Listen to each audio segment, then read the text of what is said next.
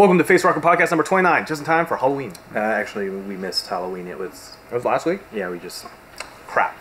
It doesn't matter. It's horror-themed anyway, but before we get into that, we heard you guys last time about the Key and Peele podcast, so we're going to be putting on the full podcast on YouTube and also on our site, RocketJump.com, if you prefer to listen to it, or on iTunes. Subscribe on iTunes. It helps us out quite a bit. This week, we're talking to Brian Collins, a guy who watched a horror movie every day for 5 years straight, which is a lot of horror movies. That's so many movies. Yeah, he's going to talk to us about that. He even watched, to give you an idea of how many horror movies he watched, he even watched Bear, the crappy direct-to-DVD horror movie that I made in 2010. We make fun of it quite a bit. It's really entertaining. If you guys are digging these podcasts, you want us to keep doing these, you should support us by checking out audible.com. Yeah, audible.com/RocketJump. You get a 30-day free trial.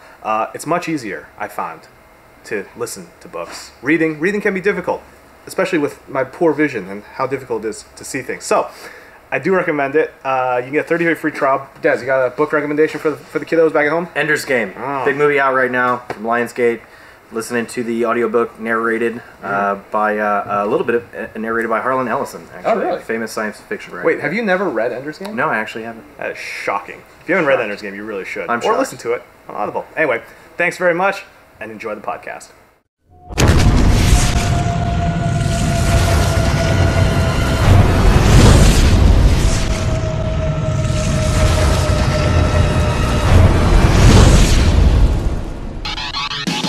Welcome everybody to yet another Facerocker podcast, joined by the usual hooligans, Matt Arnold to my right. Hello. And Des Dolly.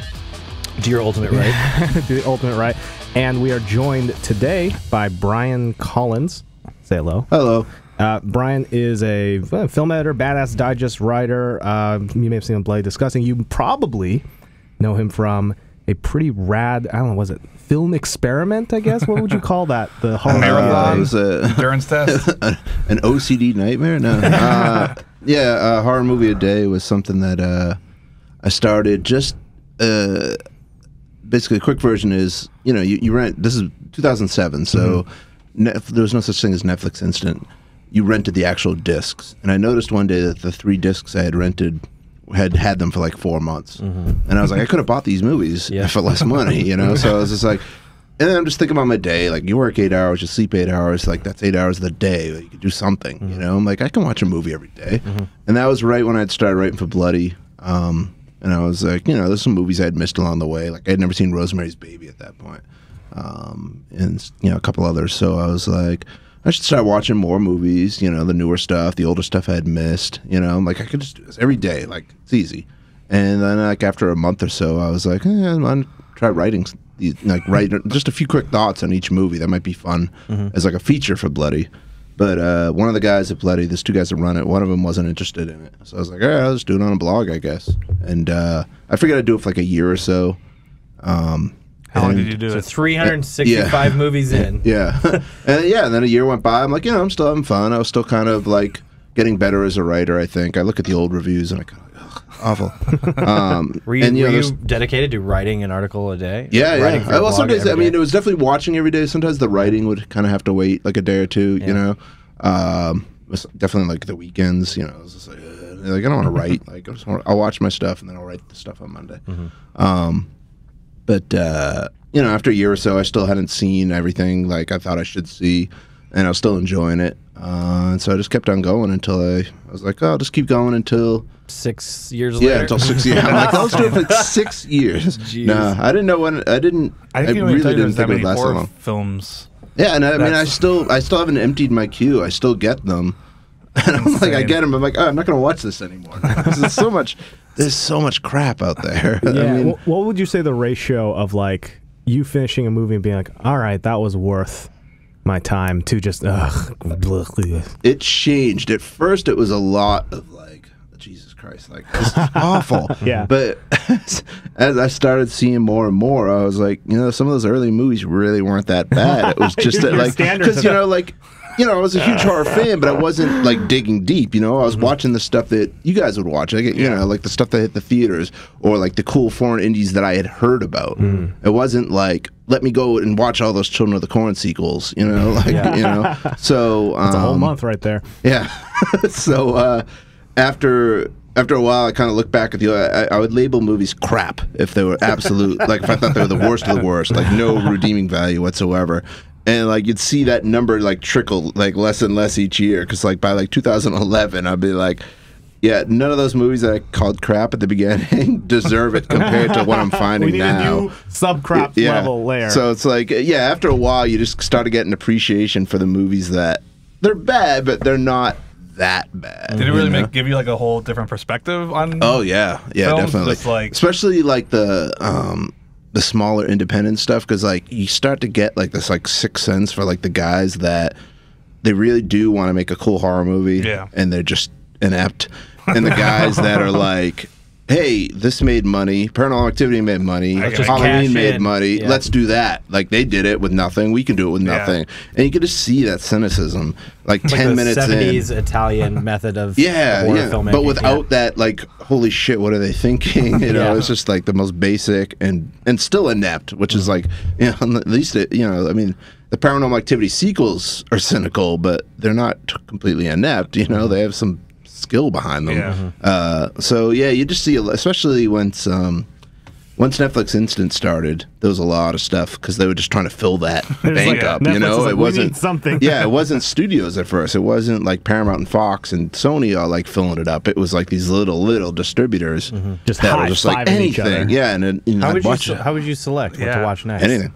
I didn't want to plan. I've, like, obviously, if I'm going to a festival or if there's a big movie opening, like I knew, like, okay, like, you know, Evil Dead's opening, so that's gonna be Friday's movie, you know. Right. Otherwise, a giant dartboard and monkeys on typewriters. Yeah, but no, I mean the spontaneity of it, I think, was helpful because every now and then I'd do something kind of planned. Like one week, there was enough movies of Night of the Living Dead to do an entire week. The original is the remake, there's the 3D, there's the documentary, there's, you know, so it's like, oh, I'll do that. 1 week, I'm just going to do nothing but Night of the Living Dead. But like by like day 3 or 4, I was sick of it. Like, I don't want to look at Johnny saying Barbara again, you know what I mean? So, yeah, I tried to mix it up as much as possible just to like, you know, because you're doing something every day. It's no matter what, no matter how different they are, it's going to start feeling the same. So the least I could do is make sure. Would you ever like? It's like, hey, it's Christmas coming up. Let's do a little, just theme it out a little bit. Let's get some. Yeah, snow. I try like not on Christmas. On December 24th, I'd usually try to do a holiday movie because I'd be out from work and I could watch it in the morning and write the review that day and have it up for whoever was like still on the internet and wanted a new movie to watch. Like, do or don't watch this, you know. But then Christmas Day would just be like, all right, well, Teresa's cooking, my wife, she's off cooking, and I'll watch whatever I find, you know. How did your wife handle it? She Is that why you stopped? I'm wearing this ceremony now. She was actually really cool about it. She's not a big horror fan. I think she said she saw maybe like 5 horror movies before we started dating. And she'd watch a lot of them because she's a very emphatic person. Like, she can instantly care. And so she could walk halfway in through a movie, and it would just be the girl running through the woods. You're like, oh no! Like, I'm like, why do you care about her? For all you know, she's the bad guy, and it's just somebody else, like a cop chasing her. She's chasing the cop. So you know, she, for a while she was watching a lot of them. I mean, not the whole thing, but she came in, she'd sit down and watch. She'd remind me every time I said, "This is the worst movie I've ever seen." She's like, "No, you said that last week." Is there anything she particularly enjoyed? That you hated. Like, you were writing crap, and she was like, "That was." She's like, "What are we talking about?" That's awesome. No, she usually shared. She didn't care much either way. Usually, she just enjoyed like the spectacle and hanging out with me for a bit.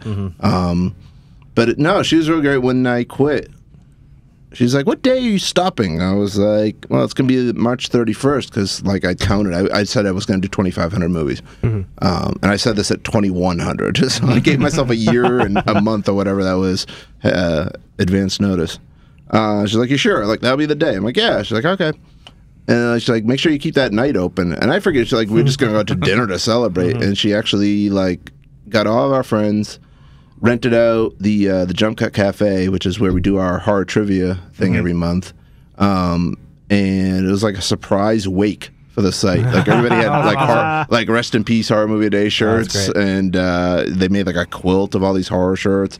And my buddy Jason, he did the this like 20-minute video of everybody doing like the little testimonials, and gosh. like it was really cool. That's it was awesome. just like, wow, like I was so confused when I walked in because like everybody's there, and I was like, what happened? Like, is this like an intervention or some like addiction I don't know about? I'm like, I'm quitting the one addiction. It would have been if you decided not to quit that day. Yeah, it was an either way party. Yeah, exactly. Like, they just had to flip the shirts over, like, please help. And I was just so confused, like, why is everybody here? Like, I didn't think like those guys gave a shit that I was quitting. Like, it was just like some weird thing I was doing. Like, would you throw your friends a party if like you were like, hey, I'm gonna stop watching The Simpsons? Like, oh, let's get a party going. Guys, I got a place we got to rent out. All of it.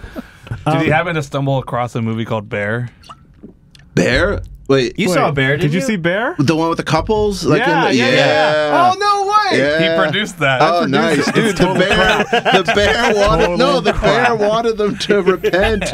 Oh my god, I was dying. Dude, that bear was like a marriage counselor in the form of a bear. He knew the bear knew that like the one guy was embezzling, and one guy was cheating on his wife. And or the whatever. bear's like, we're gonna keep you guys here until this gets resolved. I can't believe he's seen Bear. Oh, I know. yeah. You know what? I enjoyed that one, Wait, just real quick. This should give you, everybody listening out there, a scope, an idea of just the sheer scope and breadth of this experiment that he has pulled. I think Bear is available on Pirate Bay and Redbox. Those are the two places that you could get I should Bear. pull up my review and see. I think I got a screener of it actually. No, wait a minute. I awesome. think we might have even thrown a quote on the DVD from you, just because, and it was totally one of those like, there's a ... in here. As soon as you see a ... in the quote, it's like, that's like, I need to go to that website It's, and see exactly. Interesting. Yeah. And it's just like the words before. The least they could have done is make it interesting. Oh yeah, no, Cool, that was you know, Chris Sam and Nico's? Wayless did the That's did the true. bear effects in the film. The guy who Oh, designed the the Fly, effects of yeah. the Fly and Yeah. Gremlins. Yeah. one of Dark the, Island? One of the coolest moments, by the way, just real quick on the topic of Wayless, the coolest moments of my life was going to his like creature shop / house up in Santa Barbara, and he pulled down the original pitch maquette that they had made for Gremlins. And shit. This is what we sold the movie with, was this little like doll they made. Like, this was the thing, and that's what they. that's awesome. I was like, this is so cool. That's amazing. So let me ask you something real quick. So we need to get to Bear in just a second. But the funny thing about so did you watch any other? You watched other movies during this time, right? Yeah, and that was kind of So- like the hard thing was Yeah. just like trying to keep up with Just the normal regular movies. world. Yeah. So I was like, well, okay, this is gonna come back around. So just give me a second. Okay, you got it. When I was in high school, I went on this anime watching binge. Okay, and then like TMI. because of that, when I went and saw regular movies, I was weirded out by a regular Hollywood ending. Like when it was just when it didn't end in some weird, stupid Japanese bizarre thing and made me feel like, what did I just watch? And it was just like, and that's it. The hero won, and they got the girl. It's like, that's weird. I'm just expecting that. Did you notice that when you're watching regular movies? Are you like, is there gonna be a twist ending? The monster's not actually dead, and then when it didn't, you're just like, that feels weird. Shit doesn't seem right. It was just nice to know that like anything I went to go see would be competent. Like it was, that was the main thing. It was just like, oh, this is a normal movie. Like I'm not have to worry about it. Like, it might be it might be bad. Like, you know, I might go see a bad movie, but I'm not gonna like. Because one of the things only one time did I shut a movie off and be like, no, absolutely not. Like, I'll find something Will else. you What was reveal that? that title? I can't remember the title. That's part of the Was problem. it just like horrific? It was like, just one of those like torture porn, like Yeah. let's just like punch a woman in the face and kick her in the stomach for 90-minute type movies. I'm like, no. I only I have got it better once, things to that's do with my not day. bad. Yeah, one movie I shut off. So like that, I think that was the main thing. It was just, like the relief that if I went to see a normal movie I didn't like, or if I rented one, I could shut it off. And it's like, and also I didn't have to write about it. You know, that was, I think, part of why I quit. I was just starting to run out of things to say. Like, you know, you were saying before, like that many movies. Yeah. There are that many titles. Yeah, but the There aren't movies get similar. that many narratives. You know, Yeah. so I'll be watching a movie and like, and you know, I'd occasionally take notes. And start writing a review and like getting deja vu. Like I've said all of this about another movie that was similar, you know? Yeah. So that was part of like why I was just like, well, maybe it's time to wrap it up. Well, Yeah. now that you have the opportunity to be a little more discerning in your Yeah. choices, what are you looking for? Good movies. No, no, definitely. I mean, I'm still. It's funny. I'm still watching almost one every day. I do a side thing for Netflix. It's called tagging. which is like, you get those like weird recommendations like gory supernatural revenge Yeah, thriller very set in specific Chicago genres. in the 70s. Like, huh? Like that's because we have these spreadsheets that we fill out, and it's just like how much 1 to 5 gore, violence, nudity. Where's the location? Romantic comedy. Yeah. It's like involving dads. Wait, Netflix hires people to do that, or Yeah. like asks people to do that, Yeah. and so you watch a movie. Yeah, it's a freelance side thing. I had so no idea that was all algorithm.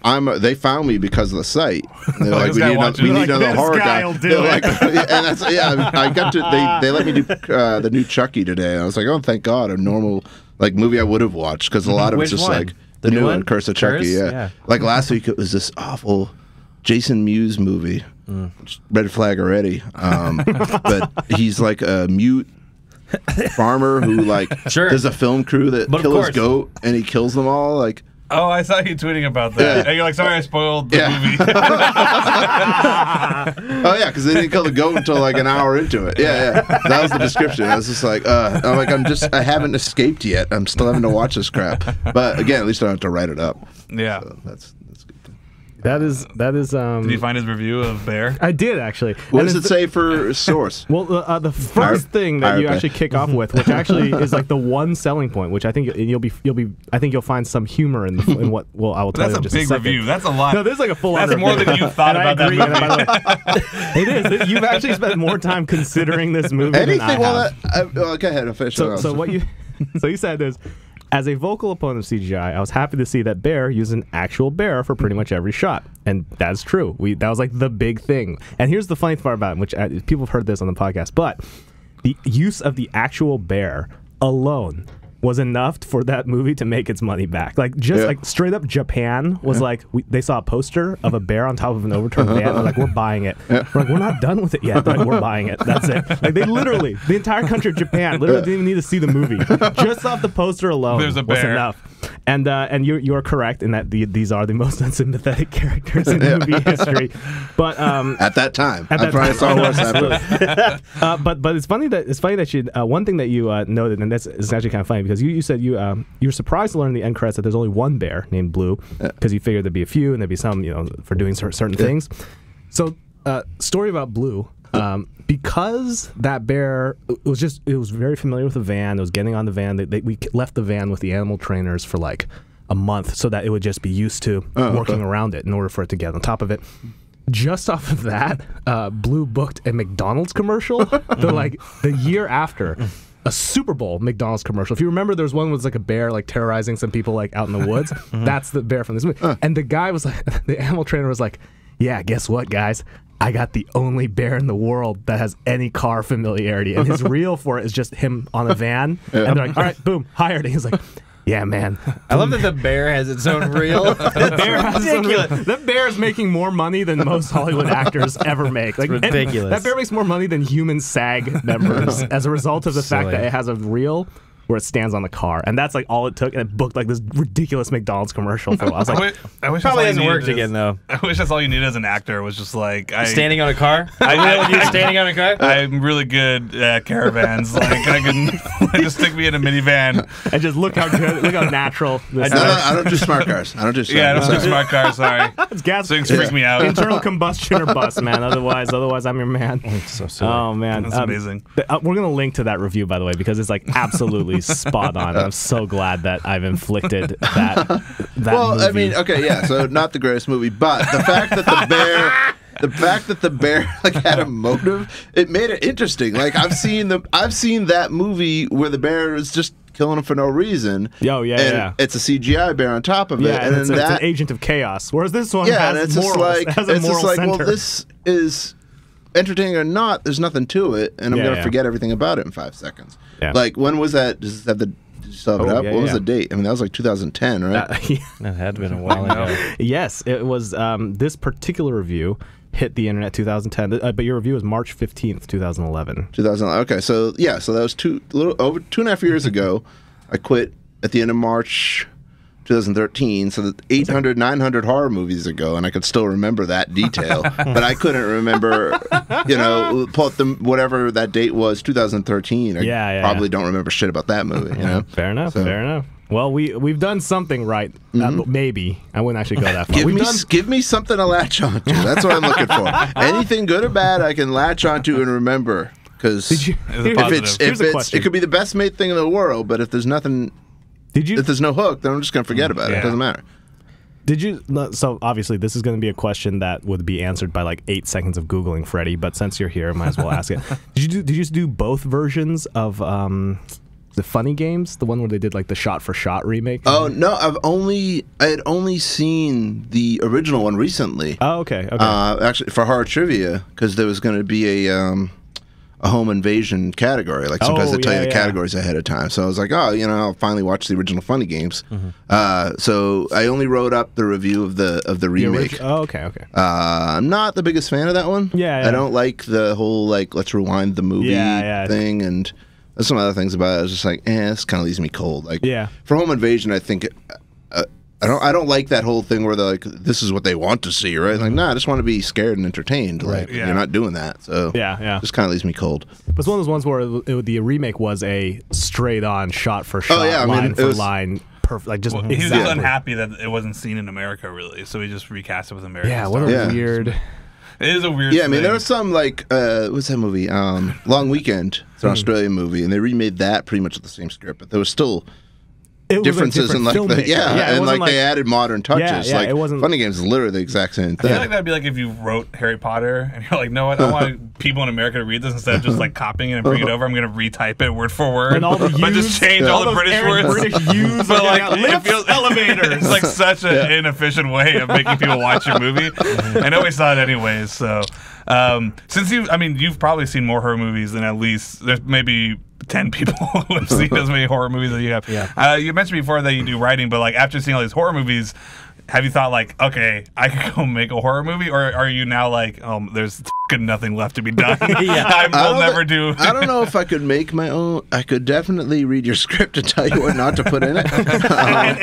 Also the 40 movies that it's directed.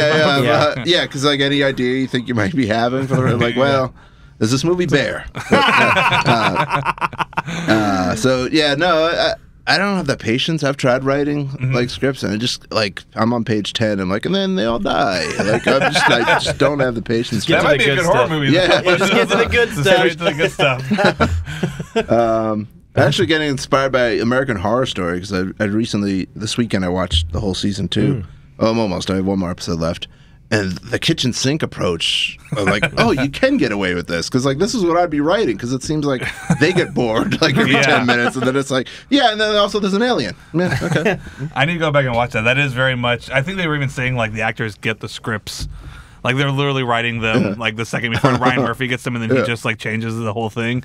But it does feel like it comes out the other side. Like, it's so insane and so bizarre and so bad, but not bad, that, like, you're just like, okay, I guess I'm just going along with how insane this is. Yeah. No, I mean, because I didn't watch the first season when it aired, because, like, Ryan Murphy, I think, is terrible, usually. Like, everything I've tried everything else he's done. Like, it's awful.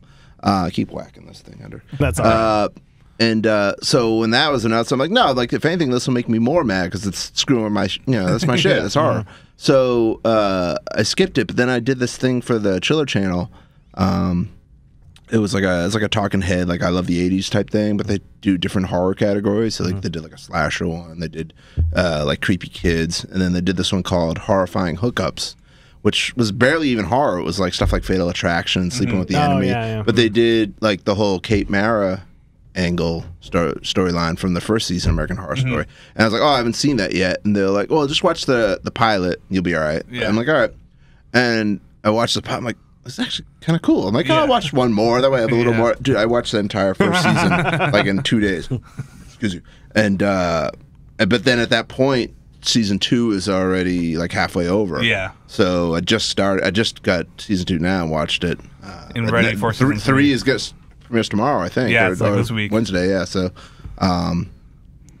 DVR was set this time. I'm like, all right, I'm not waiting anymore. Like, Yeah, there's now not a what? lot of horror on TV. That's huh? what I was saying. No, There's there's really not. that's like a sort of new world, sort of unexplored territory. Well, back in the day, obviously Twilight Zone and stuff like that. Did you watch American Gothic? I never saw it. No. Sam Raimi Yeah. show. There's like Very Tales cool, of the Crypt. yeah. Tales of the Crypt Tales was of the Crypt probably I one of watched, the big yeah. ones. It Yeah. was probably the biggest like horror anthology show. Yeah. I feel like the 80s heyday, there were a lot of horror television shows. There's a lot of There's like anthologies, there's, or tons like of stuff like the Friday the anthologies. 13th series, which had a Friday main series, character, but there like was everything else about it was different. Freddy's Nightmares. Freddy's Nightmares, yeah. A lot of stuff during the heyday. The Hitchhiker, you know. Now, I mean, we have Supernatural, which is actually really good. Yeah, I like Supernatural. Grimm, which I a good didn't show. care for. Yeah, but how much of that is just It's like, actually, sort of like it's more like seems like because that Bates, a lot of cable stuff. Bates. Yeah, that's true. They're kind of getting back into it now. There's a new Dracula. Vampire coming. Diaries, that's really Dracula. horror. I don't know That's- about that new Isn't Dracula. there, but there's like a whole subgenre now of just like kind of horror, but like sexy, Sexy horror horror. for chicks. Is that like horror, hair? yeah. Is that like hair metal Yeah. for horror? Sexy Is that what that vampires. is? So many sexy vampires. Yeah. Yeah, There's like a whole new subgenre, right? It's like it started with Sexy vampires is its own Yeah. subgenre. Of Oh, it yeah, now. yeah. You got vampire movies, Yeah. but then you have sexy vampire movies. Yeah. Yeah, it's like zombies, fast or slow. you know? Yeah, exactly. Sexy or not exactly. sexy. It's another subcategory. The vampires, to be fair, were more or less supposed to always be sexy. Yeah, vampires Like, are, like they should be vampires- horrific, but they were So always maybe like it's lustful. maybe Well, it's it's funny that vampires and sparkly vampires. Like vampires and werewolf, like they'd have the sexy kind of werewolf, but now it's like we have the sexy zombie, which was is what the that hell's it? Warm Warm Bodies? Bodies, Warm it was Bodies. like the Twilight for Yeah. zombies, and now we have the Frankenstein, which is like Frankenstein. sexy I- Frankenstein. It's like Aaron Eckhart with like a little bit of Yeah. makeup on, but like looking pretty badass. Well, do you see It's the like, He's got a Beauty black, and come on. black hoodie. Yeah, that Beauty and the Beast show. yeah. Yeah, it's like this The just Beast is hunky like- monster Beastly. dude Yeah. with a scar. Yeah. It's like what? Yeah. Like, He that was looks the Beast. so good. Like He it's looks so ridiculous. good. Yeah, it's like you could punch that guy in the face a few more times and you'd still be 5 times more handsome than I am. Like it was just like not Beauty and I the know. Beast. So it's like, do you hit the 24-hour fitness when the full moon comes out, or is that Yeah. just kind of in around? What do He's got you a little do? hair on his back or something. Yeah, exactly right. The waxing as well. Yeah, I wouldn't. If you're a beast, I would never expect the guy to wax that much for that. Yeah, these guys are just shredded at this point too. It's just like, Oh yeah. yeah, yeah. We're talking Just about packs on waxing packs. werewolves. Yeah, So well, you still do a horror movie? Because I see on Twitter you do these screenings, which actually I've never been to, but I would At the actually New love to go Beverly. to one. Yeah. That's what I was about to ask. So they're at the New Beverly? Yeah, It's like a monthly thing? Yeah, so that started actually. There's a guy there named Phil who used to program screenings there, and I kept bugging him. He did the horror stuff. I mean, the midnight stuff, and a lot of it was horror. And I was bugging him for like a year, like do Shocker. And then like he finally booked it. He's like, "Do you want to like co-host it?" I was like, "Hell yeah!" And then like I arranged to get like Wes Craven there and some of the amazing. actors. So it went well, and he was like, if you want to keep doing these like every now and then, that'd be cool. So I kept doing them, and then he kind of parted ways with the theater, but we had already booked. I can't remember. I think it was In the Mouth of Madness. We'd already booked that to do as the next one, and I was like, "Well, can we still do it?" To Michael, the guy that runs the New Bev. And he's like, Michael Torgan. Yeah, That's right. And so we did it, and it went well. So he's like, "All right, we can keep doing these then." So I'm like, "All right, that's cool." And then the site ended the daily aspect last March, but I still update like once or twice a week. Just the stuff I see, the new You did movies. Texas Chainsaw 2 last month, right? Yeah, I did Texas Chainsaw 2. Actually, that was the second time we did that. That was one of the ones I had done with Phil, but it was during Comic-Con, so I can't remember if it was like what the crowd was like, but I know it was like we felt like it had a bigger turnout, and I remember people saying like, "Oh, it'd be there, but I'm still in San Diego." So we're like, "All right, let's do that again." And That's a great movie to run twice. oh yeah. Why the I mean, hell not? that one's totally fun. Yeah. And then the month before we did Nightmare on Elm Street 4, which was the first sellout that we ever had, so that was cool because we had the entire, except for Freddy, the entire cast there. Oh, that's awesome. So, like everybody killed basically. And so you yeah, we're cast doing. them- We try. I mean, sometimes if the movie's real long, which isn't too often, but if it's like a nearly 2-hour movie, like it's like, hey, let's not look for somebody because the movies are at midnight. They they're never start on long. time no matter what. And we have to do the Q&A before because like we're not gonna like ask like a director, like Wes can you hang around Wes at Craven. We're like, yeah, 2:30? can you be here at 2:30 a.m.? So we do the Q&A before. And then again that delays the movie even further. So usually they start like 12:30. Yeah. So if the movie's gonna be long, we're like, let's not do the Q&A. Yeah, Let's do it just long. I'll go up and say hi and thank him for coming and throw a few DVDs out and then What are you running next? see. So the next one is Halloween: The Curse of Michael Myers, which is Halloween 6, starring Mr. Paul Rudd in his second movie, I think, after Clueless. Yeah. Crazy. And Is Paul's that's coming? It's funny, like that's the joke, but he would have we contacted him. And he's like, I'd be down, but he's like, that's my kid's birthday that weekend. They live in New York, so he's going to be there. But like he answered the email like 20 minutes. Well, you just have to run it again. Yeah, Some bullshit. Yeah, we're gonna run it every Some weekend. bullshit. That sounds like one of those road excuses, if you ask me. Because he said before, he's like, they never asked me to do that. They think I'm embarrassed by it. He's like, I think it's cool. He's like, cool. he's like, my first movie is a Halloween movie. That's awesome. Have you seen the? I've been researching. I didn't find out until recently that there is an alternate and very infamous the producer's cut. Yeah. Have you? I saw it back. I haven't watched it for a while. I saw it back, like when the news of that first came out, like a year or so after the movie. I got like this crappy VHS bootleg of it. Actually, no, I take that back. I did watch it because my wife wanted to watch it. That's Red. So I was like, oh, let's watch this one. He's in it more. It's funny. I actually, for the most part, kind of prefer the theatrical one. Like the ending's better, I think, on the theatrical version. The producer's ending is very strange, and it goes even more with that cult stuff. I'm not really into the whole cult angle. Like I just want Michael Myers chasing folks, like the good old stuff. But yeah, it's a fun movie. It'll be. I mean, we try to do a Halloween one every year. We did Halloween 2 last year, and we did 3 the year before. And I actually really wanted to do 4 because it's the 25th anniversary, but. Screen Vision and Trancas, who owns the rights to it, they're doing Halloween 1, 4, and 5, like one night only type screenings. Yeah, so like AMC's and stuff like that. They do this like one-off things. They're probably not very good transfers. No, they're really bad. They did 4, and it's funny because they're like, it's the first time Halloween 4 and 5 have been seen since their original release. I'm like, no, you guys did this 5 years ago. I went, and it looked terrible. It's just they look like DVDs. Yeah, the AMC Burbank. Is 2 and 3 terrible or something? Is that why they do 1, 4, and 5? I love 2. No, 2 and 3, especially 2 love and 3 is a different owner. 3 is the one that's famous for not having Michael Myers in it. Yeah. Oh, what? Yeah, they just went with the anthology approach. Every Halloween, we're going to do a new Halloween movie, a new story. Interesting. No Michael Myers. I think it's a great movie. It's a lot of fun. 3's great. But I know people hate that movie. Really? Yeah. Oh, I'll have to see it. If they didn't already have Halloween 2, if Halloween 3 was Halloween 2, I think it would have worked. Because then they could have been like, yeah, it's going to be different every time. But they already established. 1, 2, They got 1, 2, and then you. Yeah, exactly. You can't do that. You can't just drop that the third round in. 2 and 3 are Universal. 1 and 4 and 5 are, I don't know who owns it, but I mean, Anchor Bay has the rights for like DVDs. And then the rest of them are all Dimension. Okay.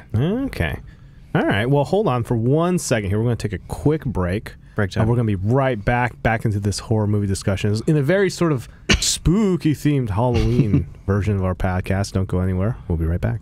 Hey guys, how's it going? Jimmy Wong, aka Ted from VGHS here, telling you to check out shop.rocketjump.com. We've got brand new merchandise like iPhone cases and iPad decals to shirts, Blu-rays, and posters, including brand new Season 2 designs from our friends at Danger Brain. There's also the incredibly popular VGHS hoodie, and some of our older shirts are on sale for a great price. So make sure you check it out right after this podcast at shop.rocketjump.com. Thanks so much, guys.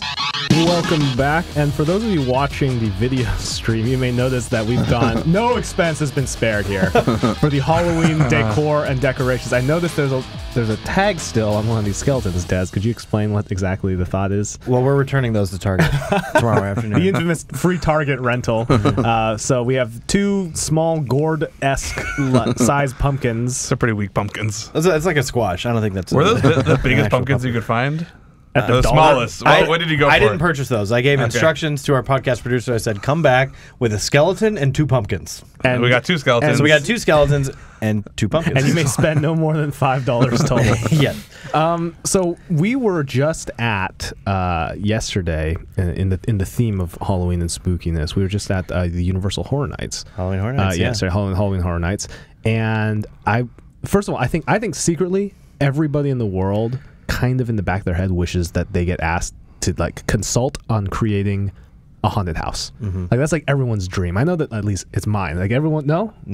Come on, you never thought like you how didn't have cool one good idea to contribute? No. I hear a bunch of good ideas. I could totally compile them into a pretty cool haunted house. But that might be a job somewhere. If you have a hacky guy who could just take other people's ideas and make a house, for us? Sure. Who doesn't really give a shit about it? Can we get that guy to make our haunted house? You see, I heard he's great at just repeating. Yeah, exactly. But Brian, growing up, I mean, did you ever do the haunted house thing around Halloween? Yeah. There's and I grew up in Massachusetts. There's a place called Spooky World. Leaves nothing to the imagination. Let me tell you what it was. No, and it was like a seasonal thing. They had it. It was down in not too far from Foxborough, which is where the Patriots play. And it was like when I was like 13 or 14, I think was the first time I went. And to me, that's like the coolest thing in the world. First of all, I think Halloween in New England is way better than Halloween anywhere else in the world. Like as much as like you guys can do this stuff, like this, as elaborate as this. I know. You'd be confused otherwise. It's just harder for me to get into the Halloween spirit around here, just because the weather's warmer and like and the trees. lights probably There's no trees. Yeah. So should I probably dim the lights, Dane? Crap. Come on, man. It's time for the orange light. gel. Yeah. Maybe more trick or treating there too. Oh, definitely. I've never had a trick or treater here. Oh, Yeah. that's not a thing. You can't. You not in LA. You don't send your kids out. Yeah. out in the You will darkness. now where we live. You'll see some trick or treaters. Really? Yeah, but that's about it. It's like a few little areas. I'm looking forward to that. I go get some candy. But so Spooky World was like, Spooky World, was yeah. it So part it's of a like the normal- main thing was like a hayride. You know, like you go on you sit in the hayride, and like every now and then, like some guy pretending to be Leatherface, pretending to be Jason, like a knockoff. It's like, wow, it's all the movies in one place. Yeah, it swipes at the thing. Yeah, it's cheesy, but it's fun. And they'd have a couple of mazes and this big barn where you could get like the vampire teeth and the costumes and posters and stuff like that. Yeah. But they'd always have a celebrity and signing autographs. And this is in the 90s. This is before they started charging all the time for your autographs. So like looking back, I'm like, wow, I got Robert Englund and Kane Hodder and all those guys signing for free. Oh, that's amazing. So I mean, when you're 13, it's the coolest thing in the world to meet Freddie, meet Jason. And then it closed for a while, and I guess I was actually just in Massachusetts for a wedding last week, and I saw a sign up, so I guess they reopened it. But I'd imagine I haven't been yet, but the Los Angeles Haunted Hayride, I imagine that was Yeah, have something you gone to similar. a lot? Because there's a ton. And Yeah, I mean, there's I so know much, Des and goes to it's them. just hard to Have you get gone to them all. Like I've been to Knott's a few times. I like that one a lot. I haven't been to Knott's. The Hayride. You haven't checked out the Hayride? No, the main Los Angeles. You No, should- we're going to this year. That's pretty neat, actually. Yeah, that one's really creative. So I've never actually been on a hayride. Is it exactly what I think it is? Which is, What do you think it is? I imagine a Quaker pulling a cart, and there's seats with hay, and there's some candy corn, and then just a cornucopia of terror around you through a cornfield. Yeah. Wow. No candy corn. There are no cornfields in Griffith Park, not to my knowledge. But you got everything else right, down to the Quaker. Really? They do the No, Quaker? they don't have a Quaker. There's I don't know. I don't know what the front of the What's like car the looks scariest It's like a thing little tractor. they do? There's a They're- tractor. You're in like a little it's a giant cart It's huge. behind a tractor. They pack. And they go They probably pack like 50, 60 Yeah, and you all people sit into around one the car. edge of it. Yeah. Oh, it's great. hay. Last year there was one thing. I guess they change it up every year, so I don't think I'm spoiling anything.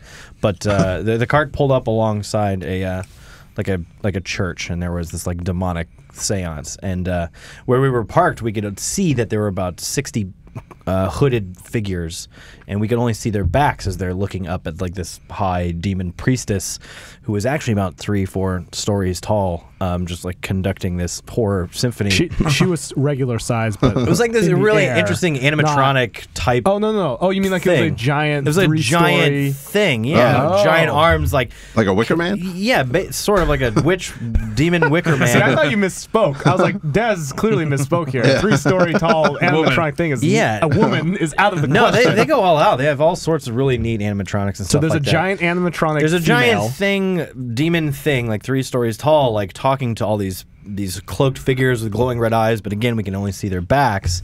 And the cloaked figure is distracted and looks over and sees all of us in the cart. And then sort of like with the 20-foot skeletal arm, like points over at us.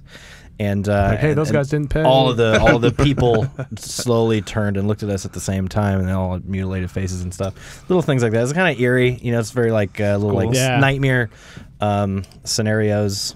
Here's what I think will really kick it to the next level. You get a few plants in your hayride, and then they turn over. And now step 2, one dude just approaches the cart and drags a kid off screaming, and then they just beat him to a pulp. They do plants and stuff, right? Like I've seen. I don't know if they do the hayride, but I've been to things that did like plants. I love that. I love the idea of messing with people in that way. Well, because it always feels so safe. Like even if it's like scary, like if, like this, for me the scariest thing I only did it like once, but up in I don't know if you know the area Tahunga, but there was like 2 kind of popular haunted houses there, and like they were pretty scary, but I kind of knew it's a haunted house, like it's whatever. The scariest thing was when we walked outside, we were walking between them, there's some dude in a mask that was just running at people with a shovel and scraping on the concrete, and like that was terrifying because I had no idea if it was a psychopath or just a dude who was literally just about to murder people on Halloween, and I shit myself. Like that was terrifying. That was, you actually I didn't actually shit myself. No. I don't think so. I was pretty young, but that I've never been to a haunted house where like outside like kind of like a spook, like like an initial like scare. There's a certain when you walk into a haunted house. So I've done the Queen Mary down here. How's that? I'm curious about that. It's pretty good because what they play up on is the whole like, ooh, it's a haunted.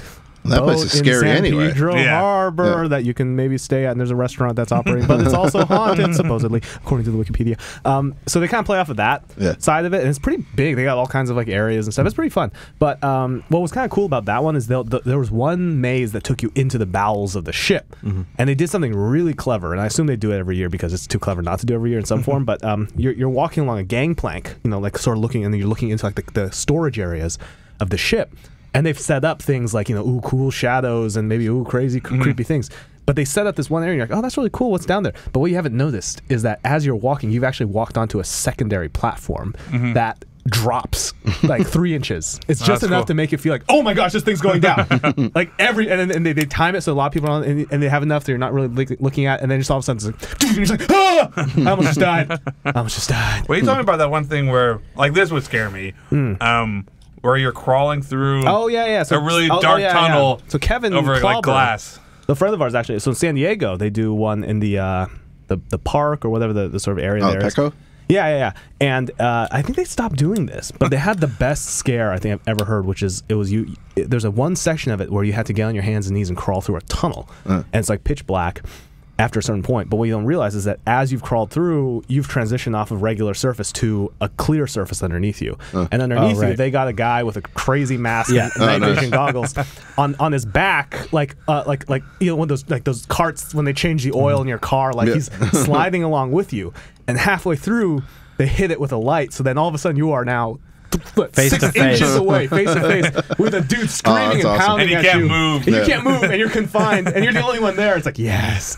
Like that would scare me. Like even those are pretty. That sounds great. There was one thing that really freaked me out last year. The guys, Jason Blum, who does Blumhouse for me was I hit everything up last year. That when was the highlight. That one room where they just kind of like there's like these sort of like these vinyl things that they blow up and squish against you. You were like in a giant womb. Yeah, it's basically being in a womb, but like it was really strong, and I was like, I mean, it's a real struggle. If you're claustrophobic, you could. I'm not may have a claustrophobic. serious panic attack. Really? Yeah, absolutely. That was. I mean, it was tough to get through. I mean, like the idea, you could see it being like, all right, you just kind of push it aside and go, but like they made you work for it. Like you'd push it, but the air is blowing, so it just kind of balloons under it. You know what I mean? The neat thing about Blumhouse is it was interactive to a certain extent. It's you and a group of like maybe 10 or 12, and you go out on your own, and you're part of these scenes that you experience in these waypoints. Yeah, you sit down at one point, like watch like a magic trick, but then it goes wrong, and the magician comes out, and then that's when you're herded off to the next area. So I think because I feel like a lot of them, especially the ones at like Universal, you're just constantly being herded. You have to though, You know? So those, it's all about throughput. It's about just getting as many people through it. So you have to just keep moving. The ones that have a more directed experience, which sounds like what you're talking about, sound awesome. Yeah, because then you get. I mean, it sucks because these guys put so much effort into the set design of the thing, and you're being herded through. Like I remember they did a Halloween house. Universal, they did like Halloween, Freddy, Jason. I forget if it was all 1 year or not, but me being a huge Halloween fan, the series I'm talking about, like I just wanted to like look around. Like I didn't care. Like it's not gonna scare me when you just Michael's want to live in that. Yeah, I mean they had a whole room area they built, Halloween 3, which is just like that, like playing on a TV and like different things in the movie. I'm like I just want to sit here and look at all this stuff, man. But they'll just go and get scared. But it just isn't. I'm not gonna get scared. Get scared. Buy some churros. Get scared again. Did you do the Walking Dead thing? No, I haven't gone to Universal. I'm actually gonna go to I'm going to Florida for a vacation. Oh, and I'm gonna do that at the park now? Yeah, I'm gonna get there on the last night, and that one has Cabin in the Woods. Cabin in the Woods. They have an and American Werewolf in American London. Werewolf, so Yeah. I'm stoked that's about awesome. it. I'm So actually I skipped thinking Halloween about this flying year. out Oh, there you're this talking year. about flying out too. Yeah, Yeah, that's I right. just want to see the American Werewolf thing. Yeah. That's awesome. Yeah. So the funny thing about haunted houses, though, there's definitely a mentality when you get into it. There's one where it's like, okay, I know I'm going to set myself up to know what's coming. You know, like everybody walking into a haunted house sets themselves up a certain way, especially with a group of people. You know, so guys, you don't want to look like foolish in front of the girls in the group, whatever. So I think I have this dream of like if you do a haunted house, like you have to, the first thing you have to address as a haunted house is you have to address that belief in safety, in that psychological barrier that people put up. So the way I think you would do it is that you would start it off by killing someone. No, I think you started off really lame. Like straight up, like as soon as like, okay, what's this gonna be? And you go in and it's just like, oh, okay, I get it. So once you get people in that mindset of like, okay, this is kind of, that's a guy in a costume and I got it. But then once you get them there, then you can drop it underneath from underneath them, because then it's like the third room or something. That's like, oh no, now it's really on. Like that's where the You should unexpected. break the reality of the haunted house. You should have like one of the guys in the shitty masks come out and be scaring you. Yeah. And then another dude come out and be like, dude, what the fuck, John? This is my job. Be like, you fuck yourself, man. And they just like pull out a knife and they start stabbing each other. We're like, oh! And you're like, holy shit, are these two guys just killing each other? Exactly. Like, then you're freaked out. Now you're uncomfortable. Well, like, dude, I'm at a house of No, maniacs. exactly. I want the Break the guy. fourth I want the wall guy of to the house. disappear. I want the guy to disappear. Where it's like, what? Just go. Like again, what is true? And then they tell you, just get out of here, man. Just get out of here. And then you go through the rest of the house and there's nobody there anymore because they've had a problem. Like, just get out of here. The house is closed, man. And then what he's got to do is just gotta keep getting longer and longer. And you're like the Jurassic Park ride. When you're on the Jurassic Park ride and it's just like, oh, guys, sorry. Like, we had a problem with the ride. We're going to take you off. Sorry. Like, we're going to have to divert your cart. And Yeah. That's other track. That's clearly a track. Yeah, exactly. Well, see, the thing But is, then you just like literally get them, and then what you do is you direct them, and they get out of the haunted house, and now they're just in your house. Yeah. And it doesn't feel like a haunted house anymore. And then you just freak it out. Then you have people coming down. Sounds like The Game with Michael Douglas. Yeah, it's just weird. Everyone signs a waiver 1 month in advance. I now agree with you. I'm totally down See, playing haunted house. but You just realized you had You're talking about legit home invasion now. That's not a haunted house, guys. No, we That's do not it. legal. That's not a haunted house. No, you do with our house. Like you set it up. Like you hey set guys, that up. my name is Matt. I'll scare you. Yeah. I'm just coming to your house. I have a really neat idea. Wait, how has to we go into somebody else's house and freak the shit out of them, right? Haunt them, right? Yeah, exactly. Yeah. Well, but here's the thing, right? What's kind of funny about that whole setup, though, is again what you kind of touch on is like, what do people actually fear in this day and age? You know, the when you unknown. talk about it's the unknown, but what really is. It's mechanical failure. Like, let's say, the thing where it's like, oh, wow, these are like, fake electric wires, and it's like you have the person back. Whoa, no, Saul, hold on, there's a short here. Don't go. And one kid, like, you have a kid go through and electrocutes the kid. It's like, oh my gosh, EMS has to come in. And what else? And so it's funny. The other thing is, Nathan, for you, that Comedy Central show, he did a quote unquote real scary haunted house. And the clip is online. But what he did was they just did a regular haunted house. But then afterwards, he comes up and he's like, sorry, did this person touch you? And they're like, yes. And it's like, okay. I'm sorry. We need to pull you aside here real quick. And we called paramedics. She has a very contagious disease, and we don't know. We're just trying to be safe. But do you feel any symptoms? And the whole time she's like, what? And then the ambulance shows up, but then the ambulance is also in on it. Like, they get in, it's like, it's probably okay. It's this disease. You can transfer through skin contact. It's not often. And then the ambulance driver's like, wow, that's weird. They're pulling us to the back entrance. I've never done that. And when they go in and they open the back door, it's like full on ET. Like, everyone's in hazmat suits and like leading her in. It's like, what is actual terror? I think in today's society? people are still terrified of male nudity. So I think if you did my thing and you brought them into a house and like a guy just turned around, was like an old man just naked, you'd instantly be like, this is definitely not part. Yeah. This is not part of a normal planned haunted house. Like, shit's going weird. Like, something's happened. Like, naked dudes just don't show up. And then the third one is the crazies in society. So I think that the way you do that is when you get out, right? It's the gift shop. Or is it? Right? When you get in the gift shop, you're like, oh, okay, it's done. What a stressful experience all that was. Let's get some t-shirts. You know, be an amazing plant is to constantly have plants going out of the exit. So like you think like you're used to seeing the exit, like kind of like, man, that was a great old time. And then when you actually exit, it's like nowhere near like where you were, and you're just in a backyard, and there's just like a guy staring at you. He's like, "What the hell are you doing here, man? Like, where did I go?" I think just to separate the group and spit people out 6 different exits, it'd be pretty scary. Yeah, just start freaking people out. It's like, my phone's not working.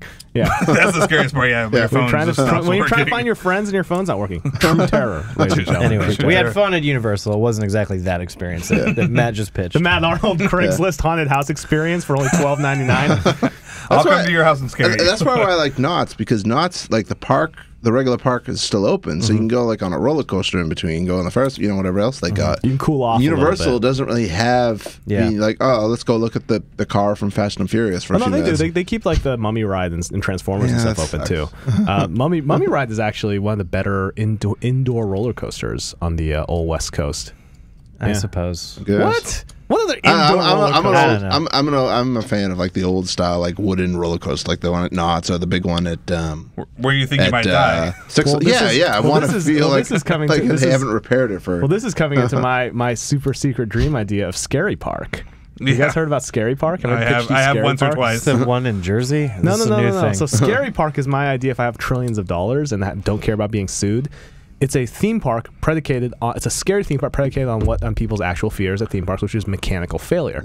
So the whole theme park is just stressful because you're like, did that kid just run out and grab his hat, or did we just really kill that? Did we almost kill that kid? And it's like when you're stopped and you're like, this car's going to ram into us. This car's going to, and then you have mothers running around plants again, like looking for their kids, and all the employees stoned or acting stoned and drunk. They're just starting it. When you get to the top of the roller coaster, your lap bar goes up. It's like, oh my gosh!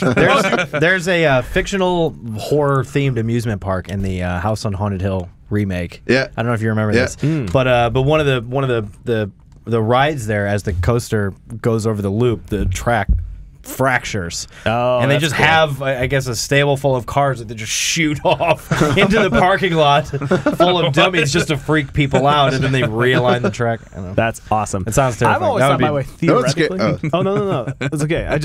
Sorry, this is just stupid. This is my stupid idea for a stupid theme park, because you get sued so hard, so fast. Yeah, no, sorry, go ahead. No, I was saying that what scared me the last time I went to Six Flags was that, you're always used to the minimum height requirement, but they have some that have the maximum height requirement. Yeah. And it's like 6'6". I'm like 6'3", so I'm like, like, what if I'm like, what if I decide to am I sitting low enough? Am I going to get scalped? Like that freaked me out more than any, like, they had a broken ride. I was like, that sucks. But like, that didn't bother me. But like the fact that like, you gotta do that. I might be too like tall. down. No, that's great. Yeah. So it's like the maximum height here is 5'6", and then it's the stone kid. Like, it's okay, no, man. Just go. Fine. You're fine. To be fair, I feel like they don't. I feel like there's not like a bar at 6'6". Like, yeah, 6'6" is the maximum height. It's clear like 7'2". Like, hey, how high is that bar? 6'7"? Yeah, 6'6". Anyway, 6'6" is good to go.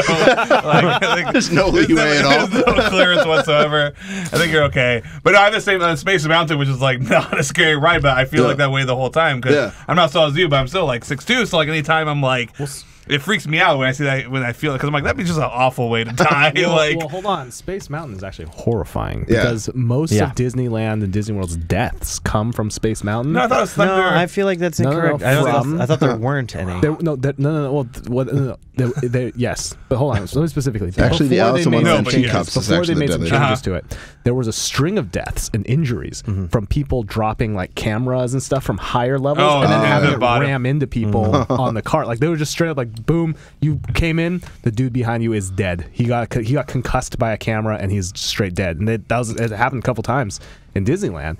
So then they retimed allegedly. it. No, well, I mean, there's that whole like Disney doesn't let people die on the park thing where they pull people off. It's like, whatever. But yeah, Space Mountain's terrifying. Is that Thunder Mountain is the number one? I thought Thunder Mountain's Death Mountain. The one. Well, that's it's because there was the one incident, the decapitation, where the car flipped off the tracks and flipped upside down and took out 36 people. Yeah, so took out a whole train car. I've always thought that'd be like the most depressing, but kind of like documentary of kids who like following kids, following kids like 20 years later, like the kid who had like their mom decapitated. Like how, like, is there anything more traumatic than like your birthday going to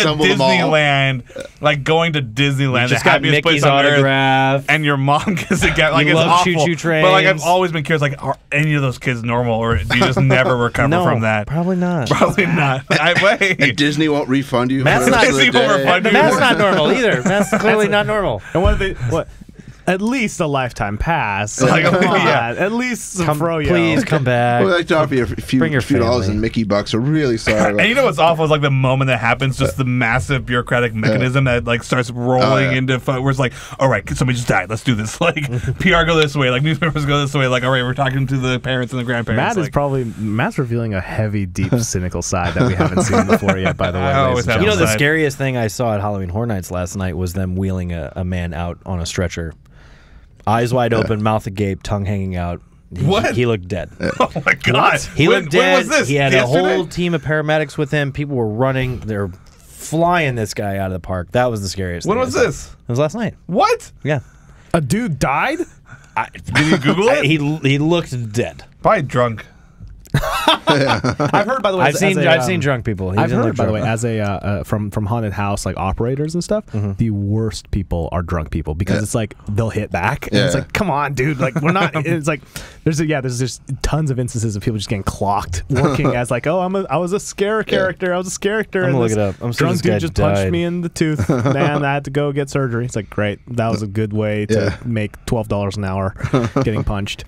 Yeah, and the funny thing about these sort of like experiences, right? The whole like Halloween sort of horror, and what comes back to is it comes back to horror movies too, which is like it's this sort of space in society where it's like okay to feel that fear or approach it in a way that's sort of contained and manageable. You know, it's like I think horror movies take that side of it, and horror movies like which is that weird schedule thing where it's like horror movies come out right around now. Yeah. And in the middle of February, when it's like, what? Right? It's like there's that weird sort of. All of a sudden, it's like, hey, let's try some horror movies out. It's like, yeah, guys, you want to go get scared right now? It's springtime. Well, to get you back into horror, how did you get into horror movies in the first place? Was it like parents showed you a scary my movie? mom liked them, so she let me watch. She let me watch with her. Like I saw Poltergeist 2 in theaters, and I was 6 when that came out. Whoa! So I must have already seen Poltergeist 1. by process of elimination. Yeah. So I mean, I know I was like 8 when she started renting like some of the Freddy's and Jason movies. But I just always kind of like, and I never. The funny thing is, and I said it a few times on the site. Like I never judged a movie for not being scary because I don't know if it's because I watched them that early or if because my mom recognized that I wasn't easily scared and therefore I'd be all right with them. But I never, like every now and then I'll get a jolt, like get a good jump scare, you know. But like I'm not like the type that like if I go see a home invasion movie, if I go see You're Next or Strangers or whatever.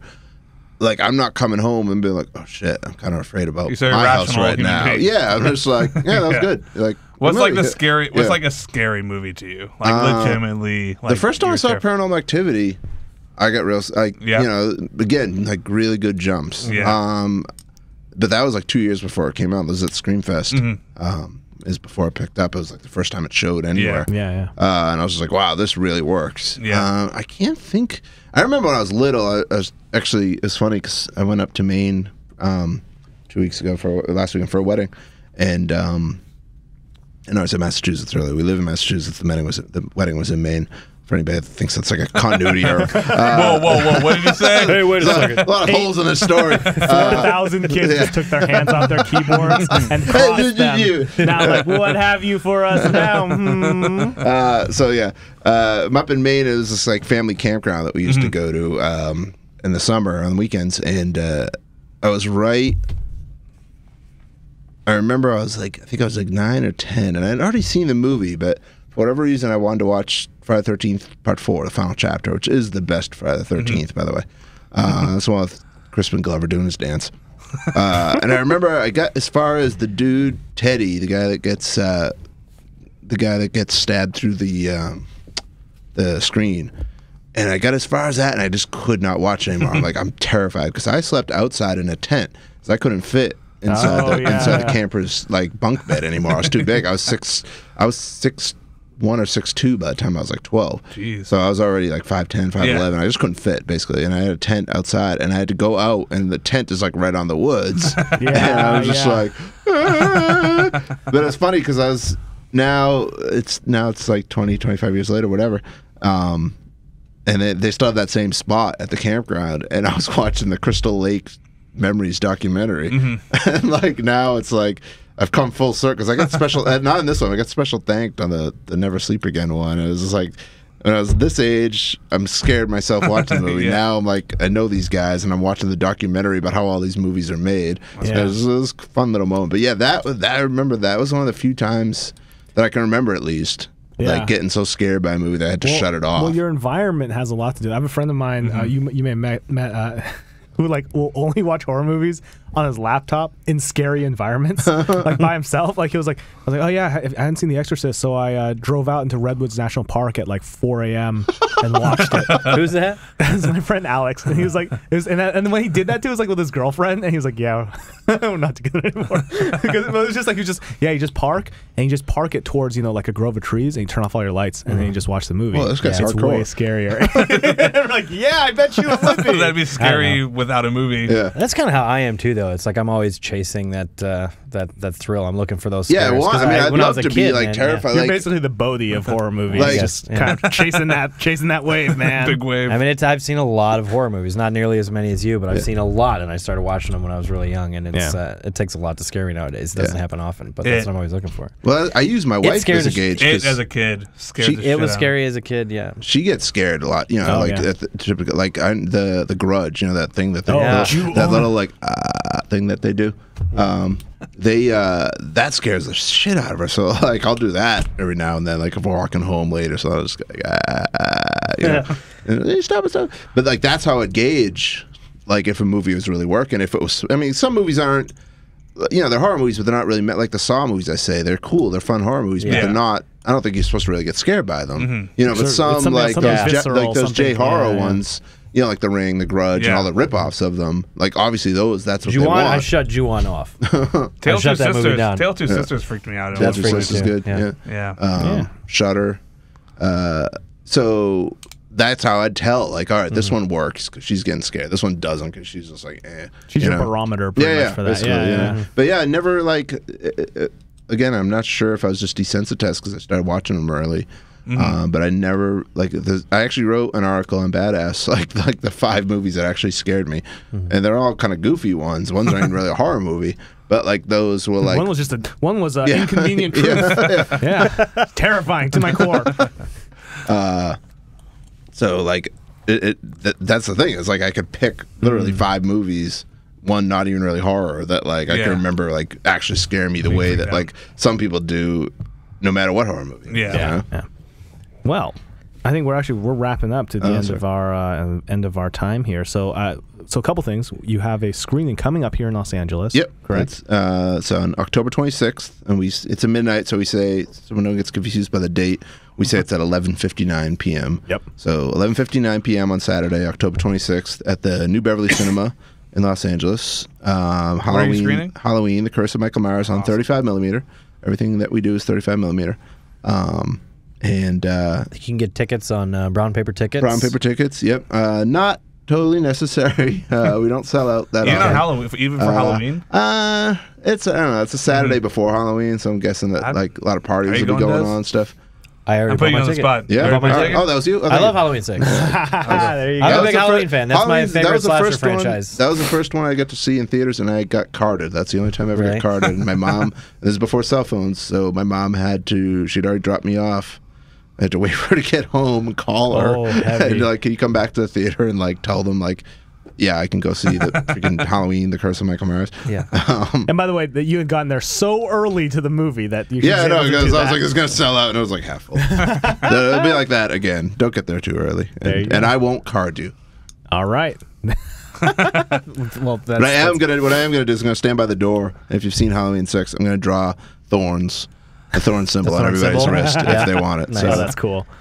All right, Awesome, cool. man. So, do you have a Twitter or? yeah, site? Twitter is Brian W. Collins, Okay. and the sites are Horror Movie Day is still updated, and then BadassDigest.com. I write a weekly article for them, and then plus some other stuff on the side. All right. So, all you horror movie fans out there, check out Brian at his aforementioned spots. Why don't we rattle off our Twitters here real quick before we get out of here? Des, where you at? I'm at Des Dolly with a Z. I think I'm at Matt L. Arnold. Yes, you are, and I'm F. I Wong. think. Thank you guys very much for listening. Thank you, Brian. Thank you, Thanks, Brian. Thank you Brian. for having me. It was great. and Fan of dropping your work, that man. movie knowledge, that horror movie knowledge on us. Thanks again. And for everybody out there listening, have yourself a spooky rest of whatever the day of time of day you're listening at. Whatever. We'll see you guys later.